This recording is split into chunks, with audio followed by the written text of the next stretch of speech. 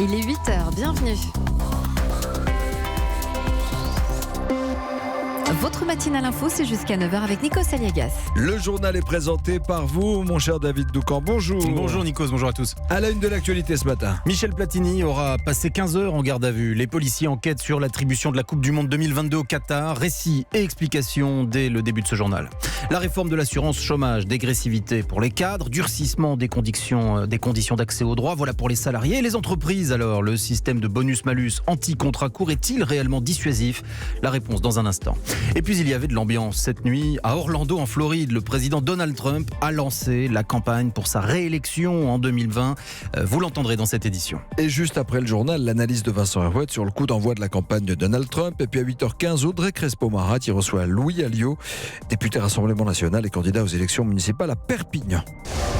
Europe 1. Ça fait mal, quoi. Ça fait mal pour tout ce que je peux penser, tout ce que j'ai fait, ça fait mal. Ça fait mal. Mais bon, après, ils ont fait leur boulot et puis on a essayé de répondre à toutes les questions. Mais voilà. Michel Platini, manifestement affecté. Il vient de passer 15 heures en garde à vue au moment de cette déclaration en pleine nuit à Nanterre devant l'Office anticorruption. Il est ressorti libre, mais les enquêteurs se penchent sur l'attribution de la Coupe du Monde de football 2022 au Qatar. Les soupçons planent notamment sur un déjeuner secret à l'Elysée en 2010 en présence de Nicolas Sarkozy. Quelques jours avant le vote, le récit de la garde à vue et les explications de Pierre de Cossette. Des dizaines de questions soigneusement préparées au 9e étage de la PJ dans les bureaux de l'Office anticorruption. 3 invités de marque, tous entendus séparément, quand en fin de journée, les enquêteurs les réunissent dans le même bureau. Confrontation, il y a la Claude Guéant, Sophie Dion, ex-conseillère sport du président Sarkozy, et donc Michel Platini. Que s'est-il passé durant ce déjeuner de novembre 2010 en présence du chef de l'État et du prince héritier du Qatar? Est-ce à ce moment que le vent a tourné, alors que la voix de Platini semblait promise aux États-Unis? Les intéressés assurent ne rien savoir d'un possible pacte de corruption, d'un deal entre Paris et Doha avec au centre des tractations la chaîne beIN Sport ou le PSG. Et à 1h du matin, voilà comment William Bourdon, l'avocat de Michel Platini, résume la situation. Beaucoup de bruit pour rien. Nous ne considérons en aucune façon que Michel Platini puisse être considéré comme suspect de quoi que ce soit, pas plus hier qu'aujourd'hui que demain. C'est donc pour nous une affaire terminé. Pour l'heure donc, le parquet financier ne poursuit pas Michel Platini, mais attention à ne pas crier victoire. Rien n'empêche le PNF, tôt ou tard, de demander la reprise de sa garde à vue. Pierre de Cossette du service police-justice d'Europe 1 avec Jian Bergaoui. Les critiques pleuvent depuis hier sur le gouvernement en cause la réforme de l'assurance chômage. Oui, les syndicats la jugent unanimement injuste. Le patronat s'émeut du système de bonus-malus anti-contrat court. Mais qui sont réellement les gagnants et les perdants? Le gouvernement met à contribution les entreprises et les chômeurs, mais pas dans les mêmes proportions. Olivier Samin. On a beaucoup parlé ces dernières semaines du bonus-malus qui allait être mis en place pour sanctionner financièrement les entreprises qui abusent des contrats courts. Il est bien là, et la critique du patronat est tout sauf une surprise. Mais ce qui apparaît clairement ce matin, c'est que l'essentiel de l'effort demandé par le gouvernement va peser sur les chômeurs. Qu'il s'agisse du durcissement des conditions requises pour pouvoir être indemnisé, il faudra maintenant avoir travaillé au moins 6 mois dans les 24 derniers mois, qu'il s'agisse des règles moins favorables pour les demandeurs d'emploi qui exercent une activité réduite, ils devront attendre plus longtemps avant de pouvoir recharger des droits, qu'il s'agisse du changement du mode de calcul des indemnités chômage, qu'il s'agisse aussi de la dégressivité des allocations chômage pour les cadres qui, avant de perdre leur emploi, gagnaient plus de 4 500 € bruts par mois. Toutes ces mesures permettront d'économiser 3 400 millions d'euros sur 3 ans. La seule mesure favorable aux chômeurs, c'est le renforcement de leur accompagnement grâce à l'arrêt des réductions d'effectifs à Pôle emploi et même l'embauche de 1000 nouveaux conseillers. Olivier Samin du service économie d'Europe 1. Une information politique en bref, Bruno Retailleau ne sera pas candidat à la présidence des Républicains, le patron des sénateurs LR.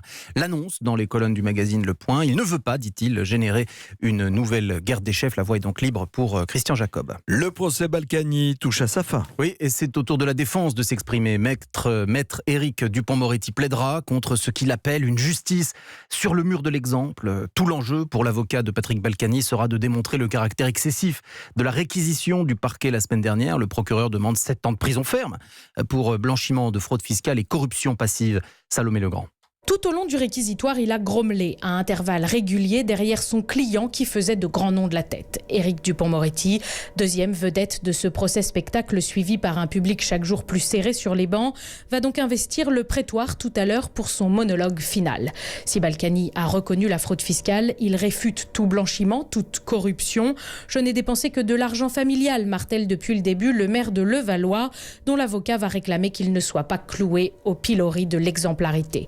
Une plaidoirie périlleuse pour ce ténor, certes surnommé acquittator, mais qui, au long des 4 semaines d'audience, n'a fait que peu d'interventions sur le fond du dossier. Hier, ses confrères ont techniquement tenté de démonter l'existence d'un quelconque pacte de corruption autour des tours de Levallois, mais ils ont au passage miné la défense de Balkany sur la réelle propriété du riad marocain.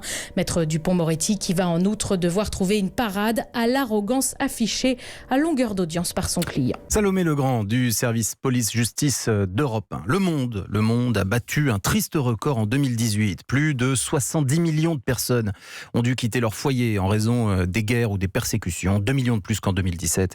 C'est la conclusion du rapport annuel du Haut Commissariat de l'ONU pour les réfugiés. Peut-être avez-vous vu ces images impressionnantes. La chancelière allemande prise de tremblements pendant de longues minutes. Angela Merkel assistait à une cérémonie officielle à Berlin. Il faisait 30 degrés. Naturellement, cette scène a généré beaucoup d'inquiétudes. La dirigeante a expliqué par la suite qu'elle avait souffert de déshydratation et qu'après avoir bu de l'eau, elle allait beaucoup mieux. La suite du journal avec David Doucan. 1 an et demi avant l'élection, Donald Trump est déjà candidat pour un deuxième mandat. Oui, il l'a annoncé cette nuit à Orlando, en Floride, dans un stade surchauffé devant une foule enthousiaste. Écoutez, le désormais candidat à sa propre succession. Je me présente devant vous pour lancer officiellement ma campagne pour un second mandat de président des États-Unis. On l'a déjà fait une fois, on va le refaire. Et cette fois, ça devrait être plus facile parce que nous avons déjà tellement fait de choses. Nous commençons notre campagne avec les meilleurs résultats, le meilleur programme et la seule vision positive pour le futur du pays. Un vote pour un démocrate en 2020 est un vote pour le socialisme radical et la destruction du rêve américain. Extrait choisi par notre correspondant aux États-Unis et envoyé spécial en Floride, Xavier Yvon. Et j'ajoute que Donald Trump a violemment attaqué ses adversaires démocrates qu'il a accusés d'être, je cite, guidés par la haine. Et dans un instant, l'analyse de Vincent Herouet pour qui Trump a toutes ses chances en tant que professionnel du spectacle dans la société de la politique spectacle. D'Orlando, en Floride, à Marseille, en Provence, je vous fais voyager. Tout un quartier de la cité phocéenne est actuellement contraint d'utiliser des groupes électrogènes pour avoir du courant. C'est l'île du Frioul, à 20 minutes de bateau, qui dépend du 7e arrondissement. Figurez-vous que les 2 câbles sous-marins qui assurent l'alimentation ont rendu l'âme. Les riverains et les commerçants de cette île perdent patience. Nathalie Chevance. Depuis plus d'1 mois, le champ des Gabians est concurrencé par le ronron des groupes électrogènes. Seule solution pour alimenter les 350 clients du Frioul, dont Stéphane, restaurateur, qui travaille au gré des coupures de courant. Une histoire de fada. On va sur la Lune, on va sur l'espace et on n'arrive pas à fournir l'électricité d'un quartier de Marseille. On se marche sur la tête. Pas de courant, tout qui s'éteint, rallumer des bougies. On perd du temps, on s'énerve facilement parce qu'on n'a plus du tout la même technologie de caisse enregistreuse, d'imprimante, qu'on retravaille à l'ancienne. Oui, le Moyen-Âge. Colère aussi de Roger, insulaire, car le principal groupe électrogène consomme sous ses fenêtres 1200 litres de gazole par jour. Tout cela au beau milieu du parc des Calanques. Il faut voir ce qui crache, parce que quand même un groupe comme ça qui a plus de 1000 chevaux, point de vue pollution, c'est un amour dans l'air, ça, costaud. Le bruit, c'est pas très sérieux. Car les problèmes d'électricité durent tout de même depuis 1 an. Situation compliquée, reconnaît Frédéric Béringuier de chez Enedis. Aujourd'hui, dans l'urgence, nous avons mis des groupes électrogènes. C'est une nécessité. Alors oui, ça tourne au gazole. C'est la raison pour laquelle nous avons pris la décision d'installer un câble provisoire dès cet été. Encore du provisoire, pestent les insulaires avec ce sentiment d'abandon. Au Frioul, Nathalie Chevance, Europe 1. Cinéma avec le retour de Jean Dujardin. Oui, il est à l'affiche du Dain, le nouveau film de Quentin Dupieux, un univers loufoque. La critique de notre spécialiste cinéma, Mathieu Charrier. Georges a 44 ans, il vient de tout plaquer et il a désormais une seule passion. Vous parlez de mon blouson? Pourquoi on parlerait de ton blouson? Vous voyez bien que c'est pas un vêtement banal. Son blouson, andin, acheté cash avec ses économies. Il va devenir comme une seconde peau, prendre possession de lui en quelque sorte. Et Georges va en avoir plus qu'une idée en tête, faire disparaître tous les autres blousons de la surface de la Terre, en tuant au passage leur propriétaire. Évidemment, on est dans l'humour absurde et l'univers un peu barré de Quentin Dupieux. C'est ce qui a séduit Jean Dujardin, qui joue Georges. Il y a un espèce de gros fantasme, parfois assez réservé aux hommes, l'envie de tout plaquer. Et pourquoi pas d'aller s'acheter un blouson andin et de s'enfermer dans une chambre d'hôtel. Et ensuite, si tu veux avoir ce blouson minable et te prendre pour un caïd, t'as le droit. Si tu veux qu'il ait un super pouvoir, t'as le droit.